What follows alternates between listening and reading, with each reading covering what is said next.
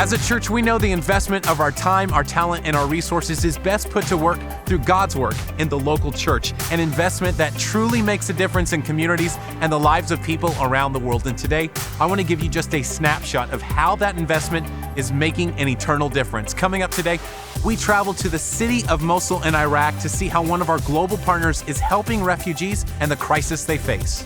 Then we'll get a firsthand insider's look at the all-new permanent location for Life.Church Albany. And finally, we'll get to meet Paul Karate and see how Life.Church played a part in changing him from the inside out.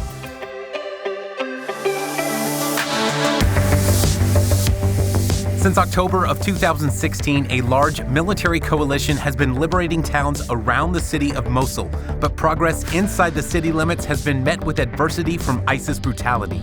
More than 100,000 people have been displaced as a result of the fighting, many with only the clothes on their back and in desperate need of medical and emergency care.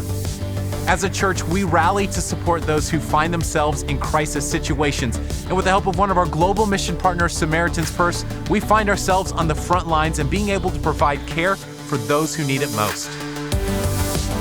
On December 25th, 2016, Samaritan's Purse chartered a 747 to airlift equipment and supplies to establish an emergency field hospital to treat civilians fleeing the city and the surrounding areas of Mosul. Most of our medical professionals are now on the ground here. We've got nurses, doctors, pharmacists that are here helping. The hospital spans over 5 acres and is equipped with an emergency room, 2 operating rooms, a pharmacy, and nearly 50 beds. It's an opportunity for us, a great chance for us to talk about Jesus. They are asking now about God, and we have the answers and the gospel and the good news. Thanks for being a generous church that gives above and beyond the tithe to relief and restoration. It's your giving that allows us to be a part of what's going on in Iraq and in other places around the world.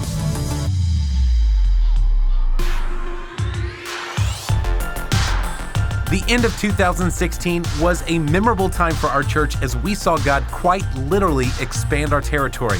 With a new campus in Fort Smith, Arkansas, and new permanent buildings in Overland Park, Kansas, Northwest Oklahoma City, and most recently in Albany, New York.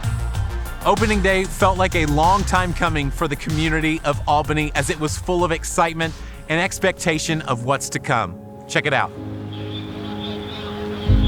Carts, we're filling up the last row of Alpha, and then we're going to go to Bravo, just FYI. We got the next wave coming in. All right, guys, let's do this. Fill it up. Let's get these cars in here. You guys all ready? Here we go. Life.Church celebrated its first services at a new location in Latham this morning, now with a bigger and more state-of-the-art presence in the capital region. You donated some of your own money to help make this happen? A kid donated some of his birthday money? That's generosity. That's awesome. That just made my whole day. Welcome to Life.Church Albany. It is great to see everybody. This building is different, but what we do here on Host Team, it stays the same. We're 1, 2, 3, Host Team! We've been anticipating this for a long time. We're ready to worship. Get it on. God loves this community. God loves Albany, and He loves the people in this community, and He loves you. It's not about a building, it's about the people.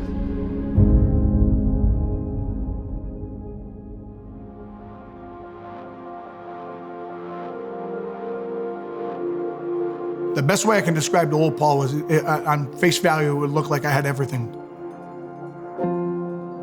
I had a beautiful house, beautiful vacations, beautiful cars. I have a beautiful wife, beautiful children.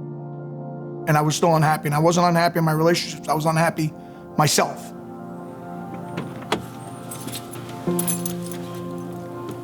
I've always worked in the restaurant business. I started like at 12 years old, washing dishes and worked my way all up to chef. So, ever since 12 years old, nonstop cooking. You know, on face value, you would think I had everything, but I didn't have everything. I was an angry person. That's my brother-in-law, Louis, the new guy. Yeah. This guy right here is the guy who taught me how to cook. So God brought some people into my life who they helped me to see the person that I could be. They helped me to deal with the anger that I was holding on to. So they really helped me to see what I was missing, and that was a relationship with Christ and what all the joy that could bring into my life. He used to be a very angry man. He found God. Something. I have employees been with me 18, 19 years. They're going to say the version of this Paul looks much different. Post-Christ Paul looks much different than pre-Christ Paul. How's that frown today? Upside down, you better smile. I don't know what kind of Christian I am. I'm trying to be the best Christian I can be. Thank you.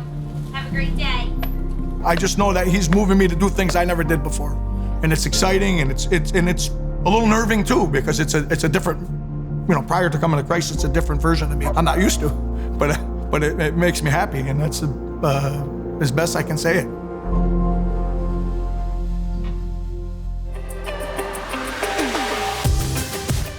I hope you've seen today how your giving, your serving, and your praying is truly making a difference around the world. I love being a part of a church that rallies together to do anything short of sin to reach people who don't know Christ, all in an effort to fulfill our mission of leading people to become fully devoted followers of Christ.